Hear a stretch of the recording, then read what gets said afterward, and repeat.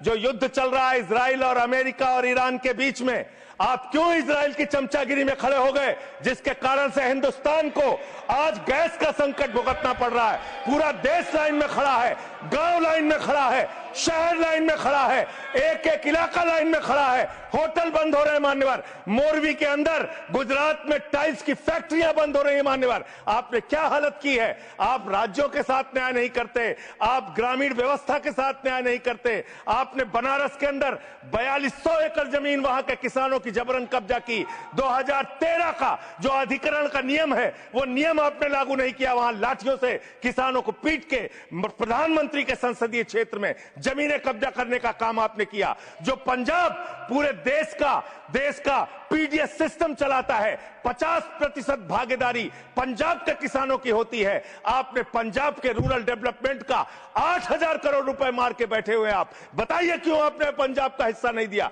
क्यों आप वहां के साथ सौतेला व्यवहार कर रहे हैं। बताइए इस देश को और पंजाब के लोगों को। वहां पर बाढ़ आई, आप भी गए थे मंत्री जी वहां पे दुख जताने के लिए। आपने वहां की भयावह परिस्थितियों को देखा था, बावजूद इसके 1600 करोड़ रुपए की मदद आपने घोषित की थी। 16 पैसे आपने पंजाब को नहीं दिए, 16 पैसे। यह आपकी दुर्भावनापूर्ण नीति है जो राज्यों को भुगतनी पड़ रही है, जो देश को भुगतनी पड़ रही है। और ग्रामीण विकास के नाम पर आपने इस देश के गांव में रहने वाली जनता को लगातार धोखा देने का काम किया है, लगातार उनको ठगने का काम किया है। चाहे वो आंगनबाड़ी की स्कीम हो, आंगनबाड़ी की कार्यकर्तियां, हर काम में उनको आप लगा देते हैं, लेकिन आप उनको पैसा देने के नाम पर आपको हंसी आएगी, हंसी आएगी, हंसी आएगी।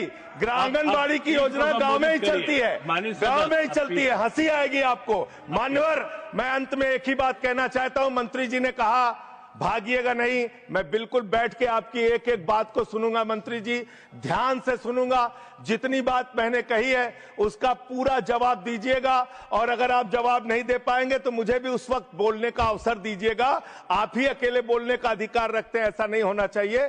और दूसरी बात मान्यवर, दूसरी बात, इस समय भगौड़ा कौन है, ट्रंप की गुलामी कौन कर रहा है, पूरा देश देख रहा है। माननीय